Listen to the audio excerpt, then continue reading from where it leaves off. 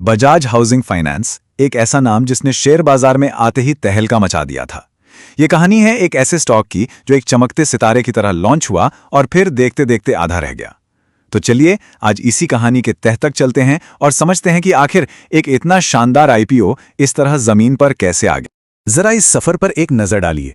सितंबर 2024 में ये स्टॉक 150 रुपए पर लिस्ट हुआ। सोचिए, अपने आईपीओ प्राइस से 2 गुने से भी ज्यादा पर। कुछ ही समय में ये 188 रुपए के शिखर पर पहुंच गया और आज ये लगभग 93 रुपए पर है। ये सिर्फ एक गिरावट नहीं, ये तो एक भूचाल जैसा है।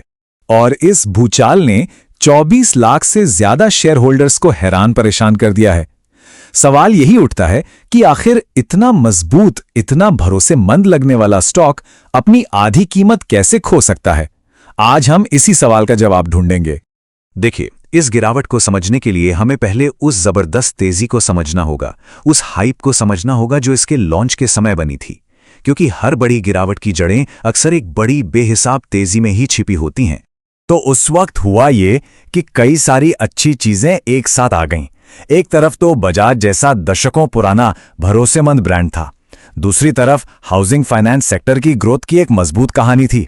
ऊपर से कंपनी के खुद के आंकड़े शानदार थे और बाजार भी पूरी रफ्तार से दौड़ रहा था।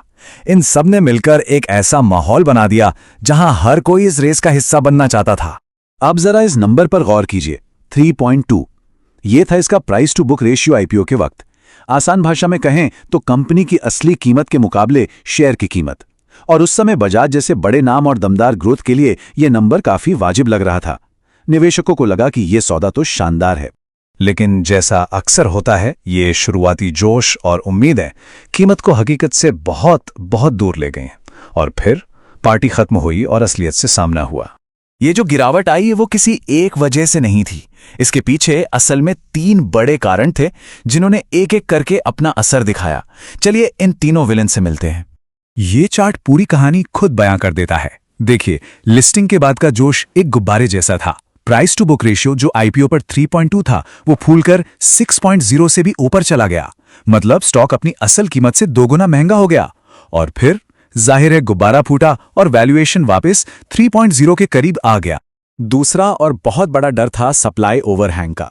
इसका सीधा सा मतलब यह है कि बाजार को यह पता था कि भविष्य में कंपनी के प्रमोटर्स यानी मालिकों को अपने बहुत सारे शेयर्स बेचने पड़ेंगे। और जब सबको पता हो कि बाजार में बहुत सारा माल आने वाला है तो कीमत पर दबाव पड़ना तो लाजिमी है। तो देखिए, एक तरफ भविष्य में शेयरों की बाढ़ आने का डर और दूसरी तरफ देश में ब्याज दरें बढ़ रही थीं, जिससे होम लोन महंगे हो रहे थे। इन दोनों ताकतों ने मिलकर निवेशकों का भरोसा तोड़ दिया और इसका असर सिर्फ बजाज पर ही नहीं बल्कि पूरे हाउसिंग फाइनेंस सेक्टर पर पड़ा। तो ठीक है, शेयर की कीमत तो बुरी तरह गिरी, पर इसका मतलब क्या है? क्या कंपनी का बिजनेस ही खराब है? क्या कंपनी के अंदर कोई गड़बड़ चल रही है? यह समझना बहुत जरूरी है। जी हां, किसी भी निवेशक के लिए आज के दिन यही सबसे बड़ा और सबसे जरूरी सवाल है। और जब हम कंपनी के बही खातों को देखते हैं, उसके काम करने के तरीके को समझते हैं, तो जवाब साफ मिलता है, बिल्कुल नहीं। बिजनेस की कहानी शेयर प्राइस की कहानी से एकदम अलग है। सच तो यह है कि बजाज हाउसिंग फाइनेंस एक बहुत ही संभल कर चलने वाली मजबूत कंपनी है। ये अंधाधुंध लोन बांटने के बजाय क्वालिटी पर ध्यान देती है। ये ऐसी आक्रामक ग्रोथ के पीछे नहीं भाग रही जो बाद में मुसीबत बन जाए, बल्कि एक स्थिर और टिकाऊ बिजनेस बनाने पर फोकस कर रही है। तो अगर बिजनेस मजबूत है तो इस 50% की गिरावट के बाद क्या इस स्टॉक एक अच्छा मौका है? यहां से आगे का रास्ता कैसा दिखता है? यहां एक बहुत जरूरी बात समझनी होगी। बजाज हाउसिंग फाइनेंस को उसकी पेरेंट कंपनी बजाज फाइनेंस समझने की गलती नहीं करनी चाहिए। एक 100 मीटर का स्प्रिंटर है तो दूसरा एक मैराथन रनर। दोनों के बिजनेस मॉडल, जोखिम लेने की क्षमता और मुनाफे की उम्मीदें जमीन आसमान का फर्क है।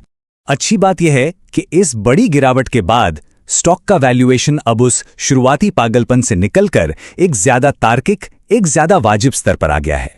लेकिन हमें यह नहीं भूलना चाहिए कि प्रमोटर्स को भविष्य में अपनी हिस्सेदारी और कम करनी है। इस वजह से हो सकता है कि शेयर की कीमत कुछ समय तक एक दायरे में ही घूमती रहे। इसलिए शायद एक साथ बड़ी खरीदारी करने के बजाय धीरे धीरे किश्तों में निवेश करना एक ज्यादा समझदारी भरा कदम हो सकता है। आखिर में बजाज हाउसिंग फाइनेंस की ये पूरी कहानी हमें एक बहुत बहुत जरूरी सबक सिखाती है। एक अच्छी कंपनी होना एक बात है और एक अच्छा स्टॉक होना बिल्कुल दूसरी बात। ये कहानी हमें याद दिलाती है कि निवेश की दुनिया में क्या खरीद रहे हैं, ये जितना जरूरी है उतना ही जरूरी ये भी है कि किस कीमत पर खरीद रहे हैं।